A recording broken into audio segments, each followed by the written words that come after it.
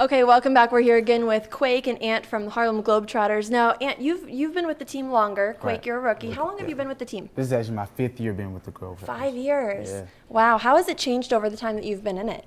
Well, I think the main thing we're trying to do is get back in the mainstream of TV more. You know, me, myself, I've been on like 3 or 4 different TV shows. Are You Smarter Than a 5th Grader? Oh, cool. Been on The Bachelorette, been on Sesame Street, things like that, The Apprentice.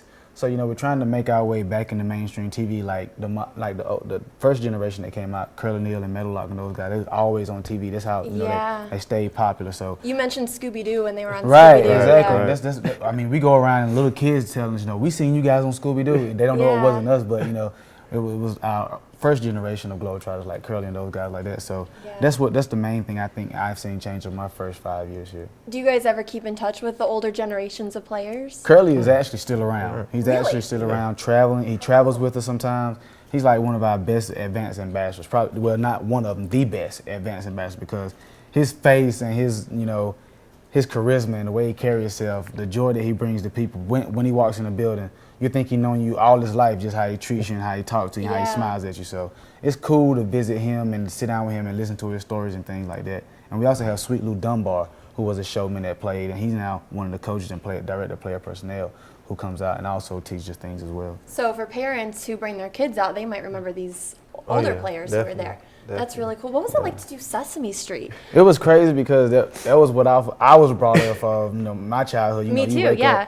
And you're counting with the count 1, 2, and things like that. Yeah. And then you're looking at Big Bird, and you know you're looking at Oscar the Grouch and things like that. And my whole thing was I didn't care about nothing else. I just wanted to go in Oscar's trash can and take a picture, and they let me do that. They let you do that? I was very happy to do that. Wow, Yeah, that's meeting really cool. Elmo as well is pretty cool because I have a son and he has all the Elmo toys. So and meeting him was pretty cool and take a picture with him. Yeah, so because Elmo's newer. We didn't grow up with right, Elmo. Exactly. That's cool. Exactly. That's cool. Well, show us some more of your tricks. All right. Show us what you got. Well, you know, we got a couple right here. You know, we can do right here. Do you guys do anything where you throw it back and forth to each other, or do you need more basketballs to get that going? Oh no, we can throw it back and forth right here. We got different passes we can do where I can do like that. Wow. Right there.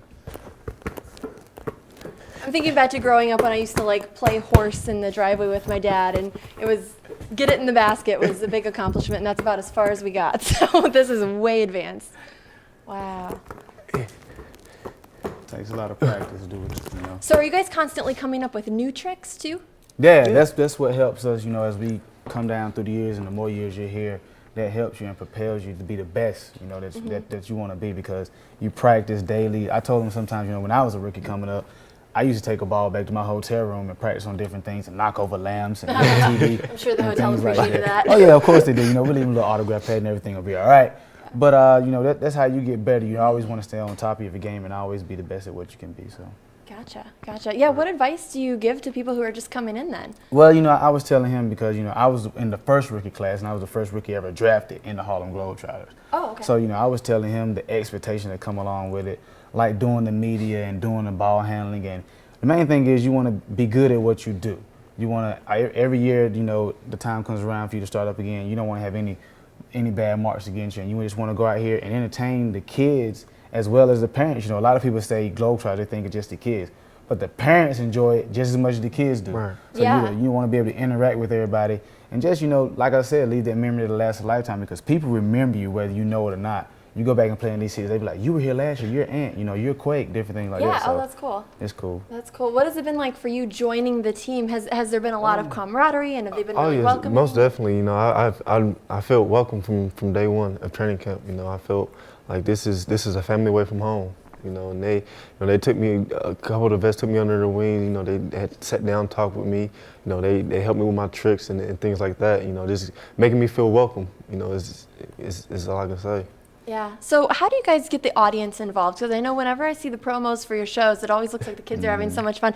Are there any chances for kids to come down and kind of interact? Or There are different chances when, you know, we just might snatch you onto the court. Or like I said, you know, a lot of times, you know, we might hit a basket or do a trick or something like that, and we'll run right by you and give everybody on the front row a high five point to the crowd and you scream or something like that. So we're always getting the crowd interacted with the show, and it's like I say, you know, that's what separates us from every other entertainment. You're gonna get that interaction, you're gonna get that, oh, I gave him a high five, you're gonna get that, oh, I signed an autograph, oh, Ant said hey to me, oh, Quake dunked and then he pointed me like that, you know, you're gonna get that. So that's what makes the job even more special, because you see the lives that you're touching and the joy you're bringing to people's Right. hearts. So, you know, the memories, even going overseas and going to these places where, you know, destruction has happened or a travesty has happened, you go over there and you get to brighten up someone's day. It means a lot to you, and it humbles you, because you see what could have been you in that situation, but Right. you're bringing joy to the situation.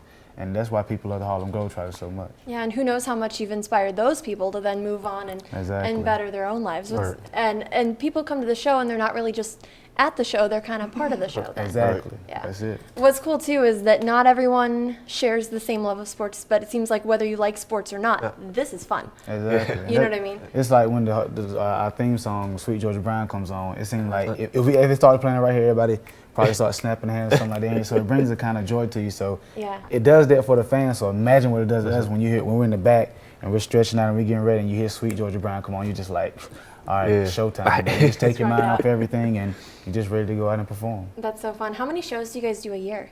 It's about 125. 125. Domestically, on the domestic tour of the U.S., we start December 25th, Christmas Day, and then we go out till about mid-April sometimes, and we play for those 4 months, and about 125 shows. Then we go and do an overseas tour as well. Okay. So So is that a show every day? pretty much, sometimes two Sometimes times a day. So we have a pretty rough schedule, but that's why, you know, they say to put these colors on the red, Right. white, and blue. You got to be a special individual to come out and do that every night, and that's true. Yeah. Okay, show us your favorite trick, or what's your All right. best one that you My can do in favorite here because trick- we don't have a ton of room. All right, my favorite trick, you know, they call me the modern day Curly Neal, because Curly Neal used to get on the floor and dribble. So, you know, Okay. I get down and I do things like the spider dribble and things like that, and I speed it up, sometimes like that. Or I get down on the floor and I do things like this, you know, and I dribble the ball like this, all around like that. Or I could just, you know, spin around in a circle like this sometimes, you know, do things like that. Everything, you know. Yeah, if Just I tried to play do that, the somebody. ball would be rolling. How do you keep it bouncing that's like this far off the ground? But that's what makes you go faster around. You know, it's like I said, it takes a lot of practice. You know, my first year, I really struggled with that. You know, I really couldn't do those things like that. But as the more I practice and the more, you know, you fall in love with this Harlem Globetrotter thing and the more you want to succeed and be successful at it, the more you do. Yeah, what's your favorite trick, or do you have one yet? I don't have one yet. You don't have one yet. I don't He's have the one master yet. dunker. Yeah, He's working on the Okay. mastering the Which dunk. we More can't of a high show in fly. here, Yeah. actually. Nah, you Unfortunately. don't want to rip nothing down here, so you don't want to do that. Yeah, okay, so you said during the break that you were going to try to let me do something. Well, yeah, And I don't know how well this is going to work. You've been asking but- us about our tricks, so what we Yeah. want to do now is bring you in here, and Okay. we're just gonna, you know, do a trick. We're gonna spin the ball on your finger, and you really don't even have to do nothing. I'm gonna do all the hard work. You just Okay. stick your finger straight up in there, like this. Just one finger? Right there. There you There go. you go. What? See? Oh, I'm going to lose it. It's gone. Is that normal? It's back. How did I do? You did good. Great. How long does Great. the average person keep it up? Not that long. Not that- We- yeah. Okay. Most of the time, we gotta hold a person's finger forever. Okay. So we let your finger go. I remember trying that when I was little, and I didn't have the ball spinning that fast, so it wouldn't stay up at all. Give us the information one more time for the show if people want to come out. January 8th, come out Sunday, 2:00 p.m. Come out, enjoy yourself. The BMO Center, BMO Harris Bank Center. Come out and enjoy yourself. Go on HarlemGlobetrotters.com, check out the website, or go to the box office and purchase tickets. See myself, see Quake, see a big time show, have fun, get a memory that lasts a lifetime. That is a sales pitch. All right, we'll have all this information for you again at the end of the show. Get a pen and paper, and we'll be right back.